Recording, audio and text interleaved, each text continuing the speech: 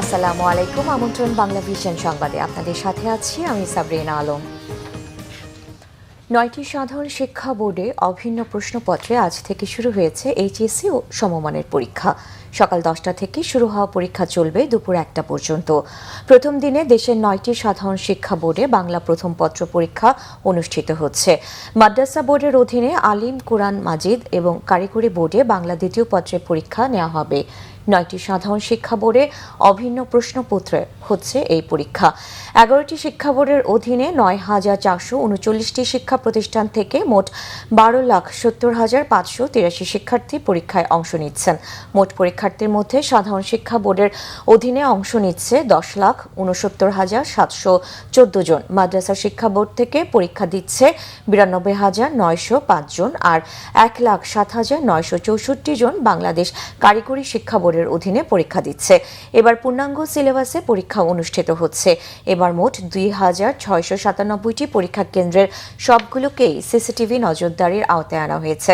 মন্ত্রণালয়ের তথ্য অনুযায়ী পরীক্ষার্থীদের মধ্যে ছাত্র সংখ্যা 6,21,969 এবং ছাত্রীর সংখ্যা 6,48,614।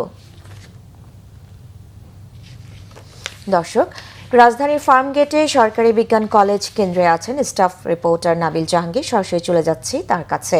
নাবিল, পরীক্ষা কেন্দ্রের অবস্থা কি? বৃষ্টিতে তো পরীক্ষার্থীর কেন্দ্রে আসা ভোগান্তি পোহাতে হয়েছে, সব মিলিয়ে কি অবস্থা আমাদের জানান।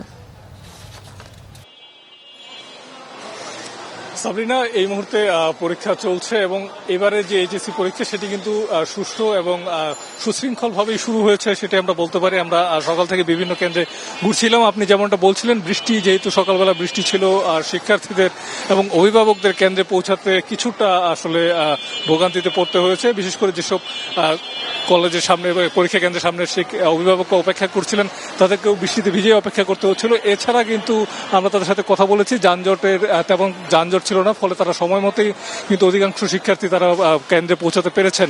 সেই সাথে অভিন্ন যে প্রশ্নপত্র সেটি নিয়েও আমরা অভিভাবকদের সাথে কথা বলছিলাম। অভিভাবকরাও কিন্তু এই বিষয়টিকে স্বাগত জানিয়েছেন এবং তারা বলছেন যে অভিন্ন প্রশ্নপত্রে পরীক্ষা হওয়ার ফলে শিক্ষার্থীদের মধ্যে এক ধরনের সাম্য থাকবে। যে বাংলাদেশে যেখানে পরীক্ষা দেখ না কেন একই প্রশ্নপত্র পরীক্ষা দেবে এবং সেই ক্ষেত্রে রেজাল্টও ভালো হবে, এমনটাই তারা প্রত্যাশা করছেন।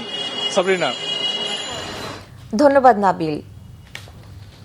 এইচএসসি পরীক্ষার খবর জানাচ্ছিলেন সহকর্মী জাহাঙ্গীর।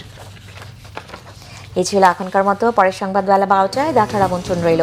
এছাড়া বাংলা ভিশন সংবাদ ও সংবাদ সংশ্লিষ্ট অনুষ্ঠান দেখতে ভিজিট করুন www.bvnews24.com ও facebook.com/banglavisionnews এবং সাবস্ক্রাইব করুন youtube.com/banglavisionnews। ধন্যবাদ।